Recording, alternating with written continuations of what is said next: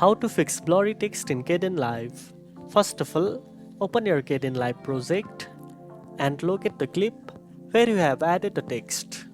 If your text appears blurry, it's often because of low project resolution or incorrect scaling settings. Next, go to the project menu at the top and select Project Settings.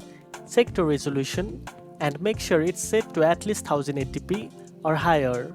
Low resolutions like 720p can make text look pixelated or unclear. If you are using the title tool, avoid stretching or scaling the text manually inside the preview window. This can cause distortion. Instead, adjust the size using the font size setting within the title editor. Also make sure your playback preview quality is not set to low.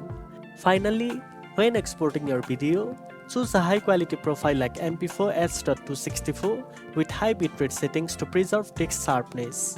And that's it. Now you know how to fix blurry text in Kdenlive.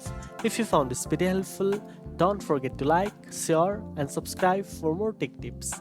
Thanks for watching and I'll see you in the next one.